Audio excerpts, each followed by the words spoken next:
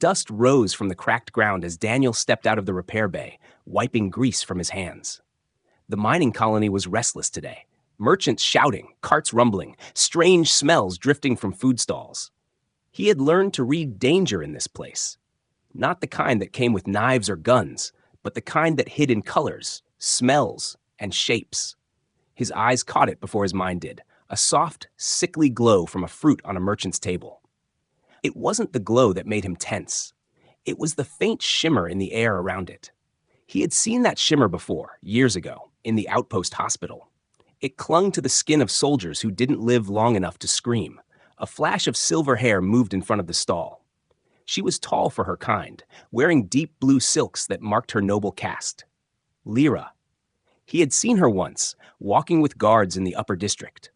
People stepped aside for her then. Now she stood at the merchant's stall, tilting her head at the glowing fruit. "That one's rare," the merchant said, his voice thick with greed. "Only grows in the shadow groves, strengthens the heart, makes your blood run hotter." Daniel stepped closer. He knew those words were half-truths. The fruit did make blood run hotter, right before it shut the body down.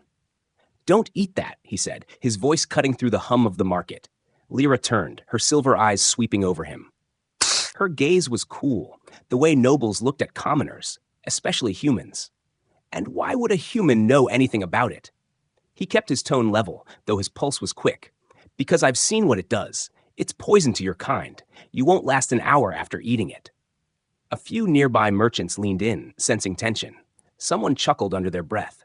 Lyra's lips curved into a small smile that wasn't friendly. "We are stronger than you, human. Our bodies can handle more than yours ever could." Daniel didn't back away. "Strength doesn't stop a toxin that burns your veins from the inside." She laughed softly, the sound like glass tapping against stone. "You speak as if you care what happens to me." "I don't want to watch anyone die for no reason," he said. "Not even you." Her eyes narrowed, a hint of challenge in them. Pride was a dangerous thing here, sharper than any blade. She reached into her pouch, pulled out a few bright coins, and placed them on the merchant's counter. The fruit's glow reflected off her pale skin as she lifted it. Daniel felt the urge to grab her wrist, to stop her. But in this colony, touching a noble uninvited could cost him his hands, or his life. She took a slow bite, her gaze locked on his, as if daring him to say more. The sweet, sharp scent of the fruit drifted between them. "You've been warned," Daniel said quietly. "Remember that when the pain starts." She chewed slowly, swallowed, and gave a small bow that was more mockery than respect. "Perhaps you will be proven wrong, human." With that, she turned and walked away, the crowd parting for her silks. Daniel stood in the dust, watching her disappear into the busy street. The merchant chuckled. "You care too much, human. Nobles never listen, especially to your kind." Daniel ignored him and walked back toward his workshop. But the image of the glowing fruit in her hand clung to his mind. He remembered the patrol unit from 2 years ago, the way their veins lit up under the skin, the smell of burned flesh, the way medics could do nothing but watch. The toxin worked fast, faster than pride could fade. He told himself it wasn't his problem. She had chosen her path. But as night fell and the market noise faded, he found himself glancing at the street outside his quarters. Shadows stretched long under the dim colony lights. Somewhere out there, in the maze of alleys and towers, a girl with silver hair had taken poison into her body. The wind carried faint laughter from the upper district, then the clang of distant machinery. He sat on his bunk, arms resting on his knees, eyes fixed on the door as if she might walk through it. Hours passed. The image of her confident smile would not leave him. And neither would the memory of soldiers collapsing with that same toxin burning through their veins. Daniel knew one thing for certain. If she felt the first stab of pain, it would already be too late for her to reach help on her own. Morning light crept over the jagged metal towers of the colony, but Daniel was already awake. He had been since before dawn, his mind restless. The workshop was quiet, except for the soft hum of a generator. He tried to fixing a damaged cargo loader, tightening bolts and checking wiring, but his thoughts kept slipping back to the market, to silver hair and a glowing fruit. A faint commotion outside broke his concentration. The sound was different from the usual morning rush, slower, heavier. He set his tools aside and stepped out into the dusty street. That was when he saw her. Lyra was moving toward the docks, but her steps were unsteady, like each one cost her effort.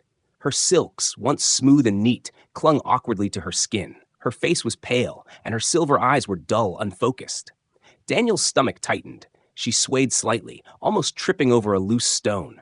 He moved toward her quickly, closing the distance before she could fall. "You ate it, didn't you?" His voice was sharp, almost accusing. Her lips moved, but the words came out soft and broken. "I don't need help." "You're dying," he said. She tried to pull away, pride still flickering in her gaze, but her strength gave out. Her knees buckled. Daniel caught her before she hit the ground, his arms wrapping around her trembling frame. The heat coming off her body was unnatural, almost burning his skin. He could feel the rapid thump of her heart against his chest, too fast, too hard. He glanced around. The street wasn't empty, but no one stopped. Some turned their heads away. Others slowed to watch, whispers passing between them. Daniel could read the expressions: curiosity, indifference, even satisfaction. Her noble family had enemies, and weakness was not forgiven here. Her breathing was uneven now, her chest rising and falling too quickly. The faint glow under her skin told him the toxin was spreading through her veins. "Stay awake," he said, tightening his hold on her. "Don't you close your eyes." She tried to speak again, but only a faint sound came out, more air than words. Her fingers twitched against his arm, and he realized she was trying to push him away. "I'm not leaving you," he muttered, shifting his grip and lifting her into his arms. She was lighter than he expected, her body limp, except for the occasional spasm. He started toward the medical district, weaving through narrow alleys to avoid the busiest streets. Every second mattered. The deeper he went, the stronger the stench of burning metal and oil became. The med centers were ahead, their tall glass towers reflecting the rising sun. He pushed through the main gate of the largest clinic, carrying her straight to the front desk. "She's poisoned," he said quickly. "She needs treatment now." The guard stepped forward, blocking his way. "Her house must be contacted. We cannot touch her without approval." Daniel stared at him. "She'll be dead before you get a reply." The guard didn't flinch. "That is not our concern. Protocol will be followed." Lyra made a faint sound, almost a groan, but her eyes were shut now. Daniel's temper flared. "Protocol is going to kill her." Two more guards moved to block him. Their faces were hard, their eyes cold. It didn't matter that she was dying. They only cared about the rules. He looked down at her. The glow in her veins was stronger now, spreading up her neck. She was slipping away. Daniel turned on his heel and ran. The streets blurred around him as he carried her, his boots pounding against the uneven ground. The medical district was useless. He knew that before he arrived. He needed someone who would help without permission. Someone who didn't care about noble politics. There was only one person. He cut through the lower markets, dodging carts and crates, ignoring the angry shouts of merchants. He could feel eyes on him, watchers, always present in the colony. Some of them might have recognized her. If they realized she was weak, they'd spread the word, and trouble would come. Her head lolled against his shoulder, her skin slick with sweat. Her breathing was shallow now, each inhale sounding like it scraped against her lungs. He muttered under his breath, "Just hold on a little longer." As he turned into a narrow side alley, he caught movement at the far end. 3 figures in dark armor, standing too still to be casual. Their visors glinted in the dim light, and they began walking toward him. Daniel adjusted his grip on Lyra, his pulse quickening. He recognized that armor. They weren't guards. They were house enforcers, the kind who made sure noble feuds ended in silence. He didn't slow down. If anything, he moved faster. The gap between them closed quickly. The leader lifted his hand, palm out. "Leave her. Now." Daniel didn't answer. He shifted his weight, ready to break through them if he had to. Lyra's weak voice brushed his ear. "Don't let them." That was enough. He kept running, his focus narrowing to a single thought: get her to safety before the poison or the enforcers took her. The alley was tight, the walls pressing close on both sides. Daniel's boots hit the ground hard, each step echoing between the metal walls. Lyra's breathing was shallow against his chest, her skin hot enough to burn. The glow under her skin was brighter now, crawling up her neck like living fire. The enforcers behind him didn't rush. They didn't need to. They knew the alleys twisted into dead ends. Their heavy steps followed, steady and certain. Daniel turned sharply, cutting through a side path, ducking under a hanging tarp. The narrow route spilled out into a busier street, filled with merchants setting up their stalls. He pushed through the crowd, ignoring the startled cries and curses as he shoved past. People noticed Lyra, but instead of helping, they stepped back. Some recognized the noble crest stitched into her torn silk, and their eyes turned cold. Others whispered to each other, smirking as if her suffering was a form of entertainment. Daniel's jaw clenched. These people wouldn't lift a finger, and he didn't have time to beg them. He finally reached the outer edge of the district, where the tall, polished towers of the medical centers rose above the streets. The biggest clinic stood ahead, its glass doors sliding open and shut as patients walked in. He carried Lyra inside, heading straight for the reception desk. "She's poisoned," he said quickly, his voice urgent. "She needs treatment now." The receptionist looked up, her eyes flicking to the noble insignia on Lyra's clothes. Her expression tightened. "Which house does she belong to?" Daniel's patience was thin. "That doesn't matter. She's dying." The receptionist didn't flinch. "We require formal approval from her family before any procedure can begin." Daniel's voice rose. "Approval? She doesn't have time for that. She'll be dead in minutes." Two guards stepped forward from the sides of the room. One spoke calmly, as if reading from a rule book. "We will send a message to her house immediately. You may wait here until a representative arrives." Daniel stared at them in disbelief. "Wait? She can't wait!" Lyra stirred slightly in his arms, her head rolling weakly toward him. Her lips moved, but no sound came out. He saw the strain in her face, the way her hands trembled even in unconsciousness. "No," Daniel muttered, shaking his head. "I'm not letting her die here because of your rules." He turned and pushed past the guards before they could react. One reached out to grab him, but Daniel shifted his weight, dodged the hand, and strode out the door. The cool air outside hit him like a shock, but he didn't stop. His mind was already working. There was only one person in this colony he trusted to treat her without hesitation. Dr. Rain, a human medic who lived on the outskirts. Rain didn't care about noble politics or alien feuds. He only cared about keeping people alive. Daniel took the quickest route he knew, cutting through empty service alleys and storage yards. The ground here was uneven, littered with scraps of metal and loose wiring. The air smelled faintly of ozone and old machinery. Behind him, he heard it again. Footsteps. Heavy, deliberate. The enforcers hadn't given up. Daniel risked a glance over his shoulder. They were closer now, their black armor gleaming in the weak daylight. The leader lifted his voice, deep and cold. "Leave her. She's not your problem." Daniel didn't bother answering. He shifted Lyra's weight in his arms, tucking her closer to his chest. Her body was limp, her skin slick with sweat. The glow in her veins pulsed faster, each flare making his stomach tighten. A low groan escaped her lips, barely audible. He leaned his head closer. "What is it?" Her voice was a whisper of breath. "Don't let them take me." "I won't," he said, his voice hard.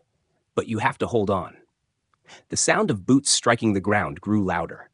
Daniel turned sharply into a narrow path between two storage hangars, hoping to lose them in the maze. For a few seconds, the noise faded, and he thought he might have shaken them off.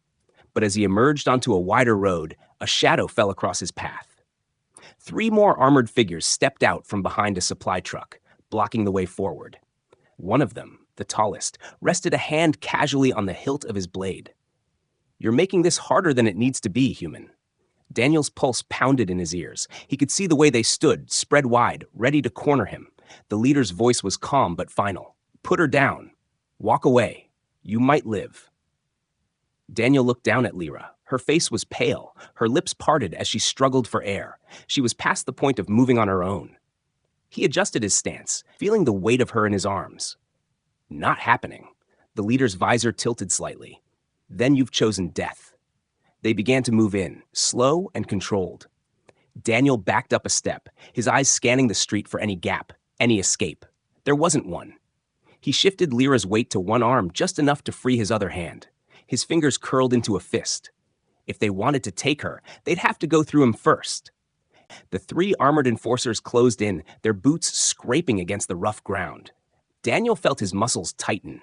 Lyra's faint weight in his arms made every movement harder, but he refused to set her down. Her shallow breaths warmed his chest, each one slower than the last. The tallest enforcer stepped forward, his visor reflecting the pale morning light. "Last warning, human. Hand her over." Daniel's jaw clenched. "You'll have to take her." The leader tilted his head slightly, and the two others moved in from the sides. Their dark armor creaked as they drew short, curved blades designed for close, lethal work. Daniel didn't wait for the first strike. He surged forward, slamming his shoulder into the leader's chest. The impact was solid, knocking the man back a step. It wasn't much, but it broke their formation for a moment. The enforcer on the left lunged, blade flashing. Daniel twisted, barely avoiding the strike, and used his elbow to smash into the man's side. Pain flared in Daniel's arm, but the blow staggered his attacker. The third came from the right, fast and precise. Daniel turned his body, shielding Lyra with his own frame. The blade caught his shoulder, slicing through his jacket and burning a line of pain across his skin. He gritted his teeth, refusing to cry out. The leader recovered quickly, swinging his weapon in a downward arc. Daniel stepped back, his boots skidding on loose gravel. He tightened his hold on Lyra, feeling her head press weakly against him. Her lips moved, a broken whisper slipping out. "Run!" No time for pride. He feinted left, then shoved hard to the right, breaking through the smallest gap between the attackers. One of them grabbed at his sleeve, but the fabric tore, and Daniel kept moving. Shouts echoed behind him as the enforcers regrouped. He didn't look back. Every second mattered. "We up," and each step put him closer to the outskirts where Rain's workshop stood. Lyra stirred faintly, her fingers twitching against his arm. "Still. Here," she murmured. "Good," he breathed, his voice rough. "Stay with me." The streets ahead narrowed again, the buildings changing from sleek stone to patched metal and scrap. The air smelled of rust and burned oil. Few people lived out here, and those who did kept their doors closed when trouble passed. He turned a corner sharply, pressing himself against the wall for a brief moment. His shoulder throbbed from the cut, warm blood soaking into his shirt. He shifted Lyra in his arms, checking her face. Her skin was almost translucent now, the glowing lines under it more vivid than before. Her eyes flickered open, just for a second. She met his gaze, her voice barely more than a breath. "You were right." Daniel swallowed hard. "Don't talk. We're almost there." The sound of boots returned, distant but steady. They weren't giving up. He pushed forward again, ignoring the ache in his legs. Finally, the workshop came into view, a squat, square building tucked behind stacks of scrap metal. The faded sign above the door read "Rain Salvage and Repair," but Daniel knew the real work inside wasn't repairing machines. He didn't bother knocking. He kicked the door open and stepped into the dim interior. Dr. Rain, a broad-shouldered man with a patchy beard, looked up from a bench covered in tools. His eyes widened at the sight of Lyra. "What in hell's happened?" "Poison," Daniel said quickly. "Shadow Grove fruit. She's burning up. The clinics refuse to help." Rain swore under his breath and cleared the table in one swift motion. "Put her here." Daniel laid her down carefully, stepping back only enough to let Rain work. The medic's hands moved fast, attaching scanners and pulling out a case of injectors. A thin hum filled the room as the machines activated. Rain glanced at the readings and frowned. Toxins spreading fast. If she were human, I'd know what to do. This is different. "Can you treat it?" Daniel asked, his voice tense. "I can try," Rain said, already hooking up tubes. "But I don't have the alien antitoxin. Closest I can do is push her system through a human-style detox. It's risky. Could kill her faster." Daniel didn't hesitate. "Do it." Rain gave him a sharp look, then nodded. "Hold her still. It's going to hurt." Daniel moved to her side, pressing his hands gently but firmly on her shoulders. Lyra's eyes fluttered open for a moment, unfocused and glassy. Her lips trembled as if she wanted to speak, but the words never came. The first injection hissed into her arm. Almost instantly, her body arched in pain, a strangled sound escaping her throat. The glow in her veins flared bright, then dimmed slightly. Daniel kept his grip steady. "You're going to make it. Just stay here. Stay with me." Outside, faint shouts echoed in the distance. The enforcers were still hunting, and the workshop wasn't built to keep them out for long. Rain didn't look up from his work. "If they find her here, we've got more problems than the poison." Daniel's jaw tightened. "Then we'd better move fast." Rain's hands moved quickly, swapping one injector for another, his brow furrowed in concentration. The small monitor beside the table showed Lyra's vitals spiking, then dipping dangerously low. Her skin shimmered faintly under the light, the toxin's glow pulsing like it was alive. Daniel stood at her side, holding her down when her body jerked violently. "She's burning up," he said through gritted teeth. "I know," Rain replied. "That's the detox kicking in. Her body's fighting. But this toxin is strong. If she doesn't stabilize in the next 10 minutes, she's done." Lyra's lips parted in a silent gasp. A tremor ran through her, her silks damp with sweat. Daniel leaned closer, his voice low but firm. "Stay with us. You're not leaving like this." Her fingers twitched, brushing against his wrist. The contact was weak, but it was enough to keep him anchored. Rain attached another tube, feeding a clear liquid into her bloodstream. "This is a filtration serum. It's human-made, but it might flush the worst of it out. Hold her steady. It's going to be rough." The moment the serum entered her veins, Lyra's back arched sharply. A raw, strangled sound escaped her throat. Her glowing veins flared bright, then flickered. Daniel pressed her shoulders down, his muscles straining. Her breathing turned erratic, alternating between gasps and long pauses that made Daniel's stomach twist. "She's not breathing right," he barked. "Her body's deciding whether to live or shut down," Rain said grimly. "We can only push it in the right direction and hope." Daniel clenched his jaw. Hope wasn't good enough. He kept talking to her, his words steady even when fear clawed at him. "You're stronger than this. You don't get to prove me right just to give up now." Her eyelids fluttered, and for the briefest moment, her gaze focused on him.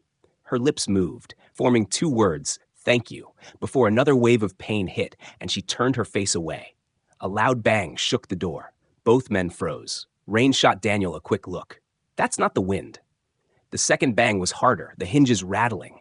Voices shouted outside, muffled but unmistakable. The enforcers had found them.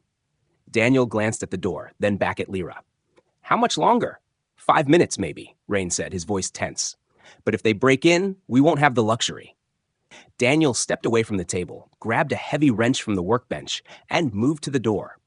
His shoulder still burned from the earlier slash, but he ignored it. The door shook again. Harder this time. "Open it!" a voice barked from outside.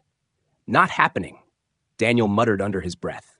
Behind him, Lyra let out another sharp cry as the serum worked through her system. Rain was muttering under his breath, adjusting the drip speed and watching the monitors like a hawk. The door buckled inward with a metallic groan. Daniel gripped the wrench tighter, ready to swing at the first helmet that came through. A crack split the wood near the lock. Then, suddenly, silence. Daniel's grip tightened.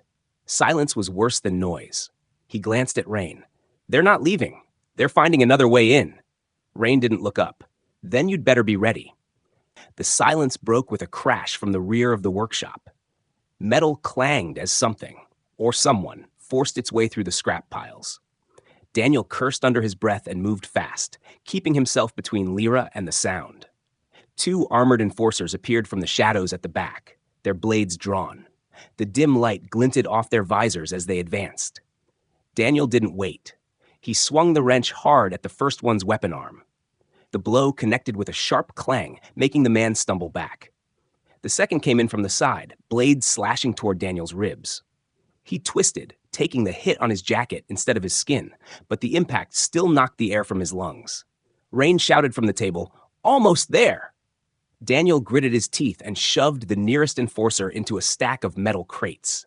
The crash was deafening, but the man got up quickly, rage in his movements.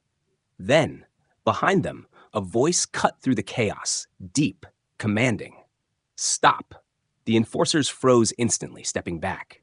A tall figure stepped into workshop doorway, his armor gleaming with the insignia of Lyra's noble house. His face was sharp, eyes hard, and he carried the kind of authority that made others obey without question. Daniel kept his wrench raised, his breath heavy. "Friend of yours?" The man's gaze moved to Lyra, lying weakly on the table. For a moment, his expression softened. "My sister." Daniel didn't move. "Your sister almost died because no one would help her." The man's eyes flicked to him. "And yet she's alive, because you did." He turned to the enforcers, his voice like steel. "Stand down." They obeyed immediately, stepping back toward the door. Rain glanced up from the table, relief in his eyes. She's stabilizing. Daniel finally lowered the wrench, his pulse still racing. Lyra's breathing was steadier now, her glow fading. She turned her head toward him, her voice weak but clear. I told you, I don't listen easily, but this time I should have. Daniel allowed himself the smallest smile. Glad you finally figured that out. Lyra lay on the table, her breathing steadier now but still shallow. The glow in her veins had almost faded, leaving only a faint shimmer under her skin. Daniel stood close, not taking his eyes off her, even as the tall man, her brother, moved further into the workshop. You've done more than anyone else here would have, the brother said, his voice low but carrying weight. That will be remembered. Daniel didn't answer. His shoulders still burned from the earlier slash, and the tension in his muscles hadn't eased. She needs to rest, and she needs real medicine when she's strong enough to travel. Rain wiped his hands on a rag. She's stable for now, but the toxin's damage will take time to heal. She's going to be weak for days, maybe weeks. The brother stepped closer to the table, his sharp gaze fixed on Lyra. You ignored the human's warning, he said to her, his tone calm but edged. You nearly cost yourself your life. Lyra's lips curved faintly. I thought he was just trying to impress me. Daniel let out a short, humorless laugh. Impressing you was the last thing on my mind. Her eyes shifted to him, softer now than before. And yet, you carried me through the streets, fought your way past my enemies, and risked your life for me. He shrugged. It was the right thing to do. Outside, faint noises carried through the thin walls, vehicles moving away, voices fading. The enforcers were gone, at least for now. But Daniel knew the colony well enough to understand that safety here never lasted long. Rain began packing away the used medical tools, his voice breaking the silence. She can stay here until she's strong enough to walk on her own. But you both need to keep a low profile. Word will spread fast about what happened. The brother nodded. I'll arrange for transport when it's safe. He looked to Daniel again. If you need anything before then, my house will provide it. Daniel met his gaze. All I need is for her to survive. The brother gave a single nod and stepped out, leaving only the hum of the equipment behind. For a while, the workshop was quiet. Daniel leaned against the table, his eyes still on Lyra. She closed her eyes, not asleep, but resting. Every so often, her fingers twitched as if she was still fighting something in her dreams. He thought back to the market, to her proud, mocking smile as she bit into the fruit. It was strange to think how quickly that moment had turned into this, her lying here, fragile and pale, her life hanging by a thread. After a while, her voice broke the silence. Why didn't you leave me? Daniel blinked at her. What? You could have, she said, her eyes half open now. When the poison started working, when the guards refused you, you could have left me there. No one would have blamed you. I would have blamed me, he said simply. I've seen what that toxin does. I've seen people die from it. I wasn't going to watch it happen again. She studied him for a long moment, her expression unreadable. You're different from the others here. I'm not from here, he replied. Her lips curved faintly, almost a smile. Maybe that's why. The moment lingered between them, quiet but heavy. Then her breathing grew slower, and her eyelids lowered. She drifted into sleep, her body finally giving in to exhaustion. Daniel stayed where he was, listening to the steady rhythm of her breaths. He didn't relax completely, but the tight knot in his chest eased just a little. Hours passed. The light outside dimmed, shadows stretching across the floor of the workshop. Rain worked quietly at his bench, repairing a piece of equipment, while Daniel kept his silent watch. Then, just as the sun dipped below the horizon, Lyra stirred again. Her eyes opened fully this time, clearer than before. She pushed herself up slightly on her elbows, wincing at the effort. You shouldn't move yet, Daniel said quickly. I need to, she insisted, though her voice was still weak. She looked around the workshop, her gaze taking in the cluttered benches and piles of scrap. This is where you brought me? It was the only place safe enough, he said, and the only place where someone would help without asking who you were. Her eyes softened again. Then I owe you more than I can repay. You don't owe me anything, Daniel replied. Just listen next time someone tells you something might kill you. She gave a small, tired laugh. You think I make a habit of ignoring warnings? He raised an eyebrow. Do you? Her smile faded slightly. Sometimes. Pride can be blinding. Pride almost got you killed, Daniel said quietly. Her gaze dropped, and for the first time since he'd met her, she looked uncertain. It won't happen again. Daniel wasn't sure if he believed her, but for now, it didn't matter. She was alive, and that was enough. As night settled over the colony, the workshop felt almost calm, but Daniel knew the peace wouldn't last. The enemies who had chased them weren't gone for good, and the politics of her noble house would bring more trouble sooner or later. For now, though, he allowed himself to sit in the chair beside her, arms crossed, keeping watch as she rested. He had saved her life once. If he had to, he would do it again. The night was quiet, except for the low hum of the generator in Rain's workshop.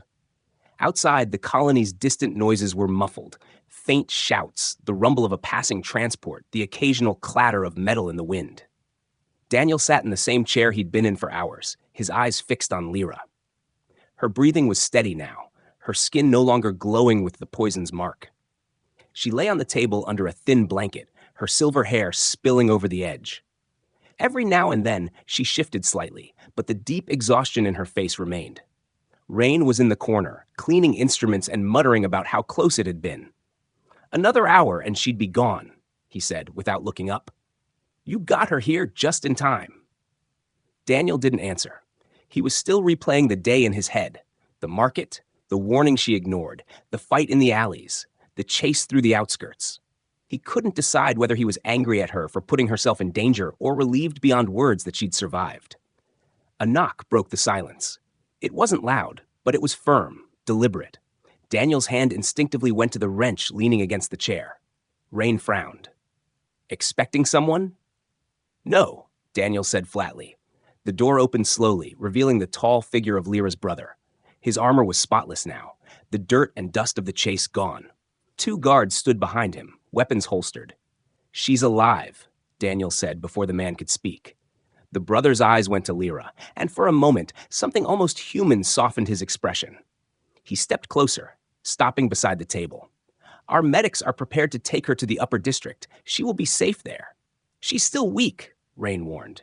"Move her too soon, and you risk a setback." The brother nodded once, then looked at Daniel. "You protected her when no one else would. You carried her through streets where enemies waited. You fought for her life." Daniel's voice was calm, but there was steel in it. "I didn't do it for you." The brother's gaze didn't waver.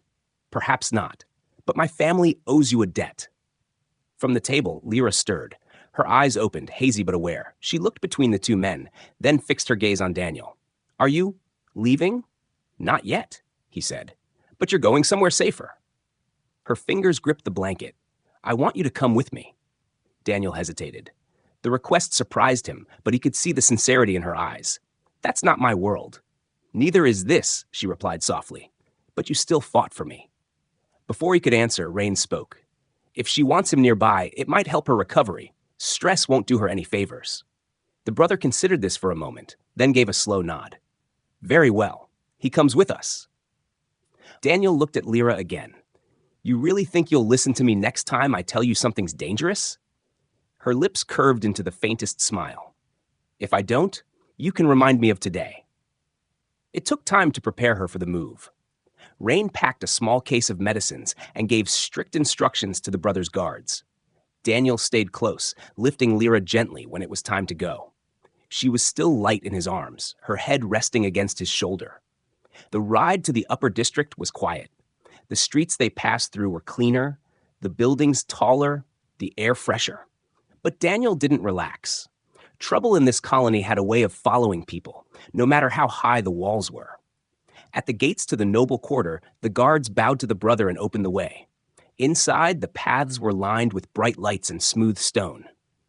The house they stopped at was massive, with carved doors and tall pillars. Daniel carried Lyra inside, through a grand hall to a private chamber. He set her down on a bed softer than anything he'd slept on in years.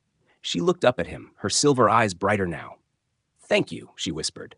He sat on the edge of the bed for a moment, unsure what to say. In the end, he settled on, "Next time you feel like proving a human wrong, maybe don't." Her laugh was soft but real. "I'll try." The brother stood in the doorway, watching them. "You've earned a place here if you want it, Daniel. My sister trusts you. That is rare." Daniel glanced at Lyra, then back at him. For now, I'll stay. But not because of your house or your debt. Because she still needs someone who will tell her the truth, even when she doesn't want to hear it. Lyra smiled faintly, closing her eyes as if the words themselves were a kind of safety. Daniel leaned back in the chair beside her bed, the weight of the day finally catching up to him. Outside, the noble quarter was silent, guarded, untouched by the chaos of the colony below. But he knew the peace wouldn't last forever, and when the next danger came, he'd be ready, because now, whether she admitted it or not, Lyra would listen.